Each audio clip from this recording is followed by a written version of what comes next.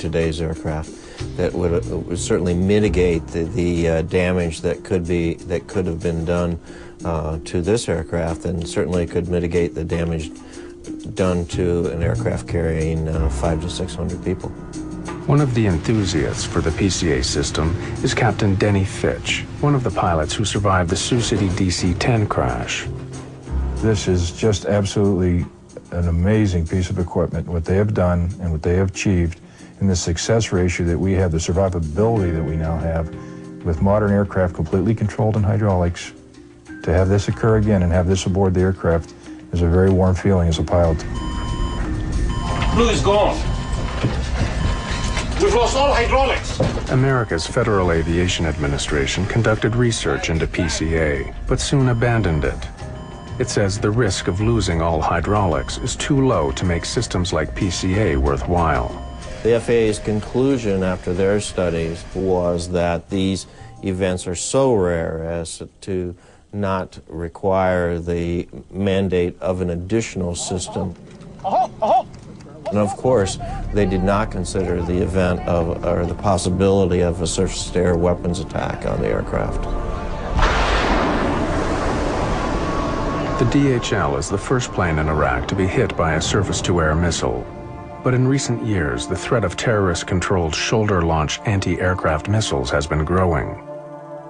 There had been roughly 30-odd incidents of commercial aircraft being attacked by manned portable surface-to-air missiles, leading up to the DHL one.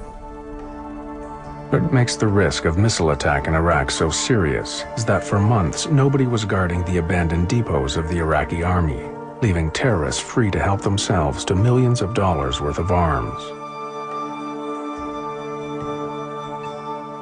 I believe there are weapon caches everywhere in Iraq. In my opinion, they also have many missiles. There is widespread fear these terror weapons could soon be targeting passenger airliners all over the world.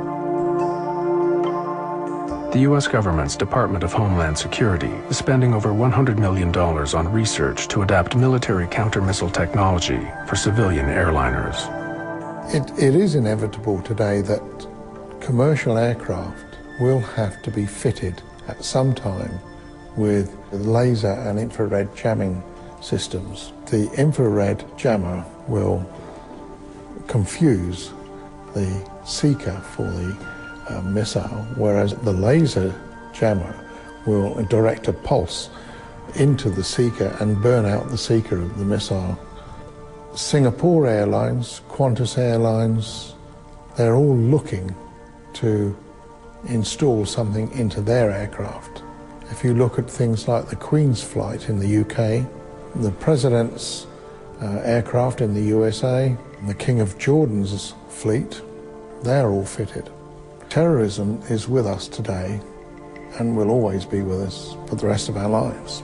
It's impossible to defeat terrorism, but what is possible is to control terrorism at a commercially acceptable level. If we don't do that, then there's no future for us.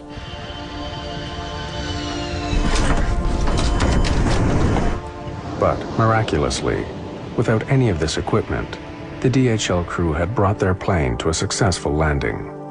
It is the only confirmed occasion in history when a missile has exploded on a large